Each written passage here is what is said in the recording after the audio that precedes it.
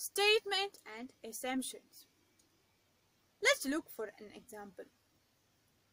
The state government has unilaterally increased by 5% octroi on all commodities entering into the state without seeking the approval of the central government. This is a statement. The assumptions are the state government may be able to solve the decision.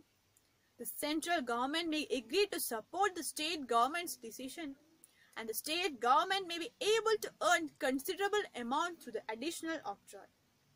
These are the questions that either make you or break you. Make you because they don't require calculation, charts, etc. and can be answered in just a glance if you don't with mastery.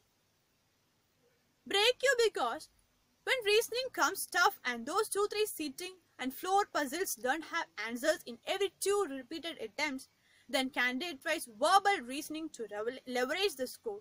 But without knowledge of techniques and sufficient practice, these questions have higher chance of getting wrong. What exactly goes wrong? Now, when we try to solve these questions, the question might look difficult because our brain is so good at understanding unstated assumptions that we don't even notice them. So, if we think like we normally do, then there is risk of missing the assumption actually made, making it even harder to quickly identify them. What are the cautions to be taken? Now, coming to solving the question, remember that leaving aside your logic about how things work helps. While you can make common sense assumptions, the sun is visible only during the day, water makes things wet, etc. Do not bring in your own assumption about things that are not necessarily common knowledge or may not always be true.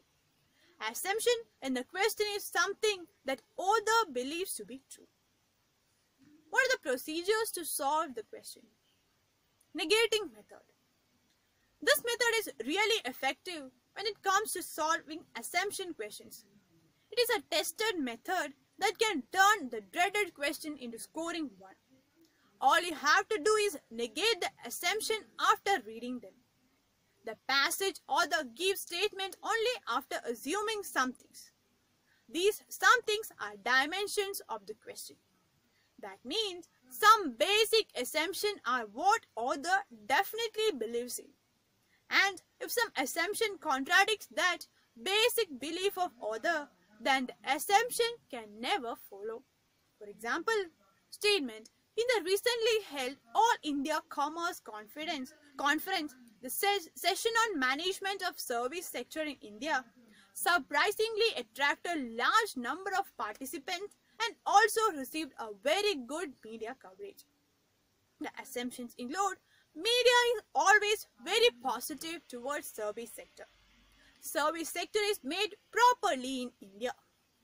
People weren't expecting such an encouraging response for the service sector conference.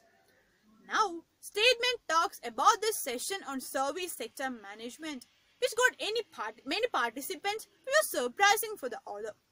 Also, it also got good media cover, which was not as usual as per the author. Let's see different assumption. Media is always very positive towards service sector. This option is tempting to select as an answer because media gives session on service sector a good coverage, so it's obvious to think that media is always positive towards it. But that's not true, as there is an element of surprise in author's word regarding media's coverage. And we don't get surprised for something which happens usually. That means this behavior is new as per the author. Service sector is managed properly in India. This option seems to be correct as a session of management of service sector is organized. And if a session is organized, then things must have been well taken care of. But that's not correct. As it's not stated anywhere in the sentence, so this is definitely not author's assumption. Moreover, we have got to keep our general knowledge that service sector in actual world is managed properly in India as it contributes maximum to GDP as we are moving through author's assumption.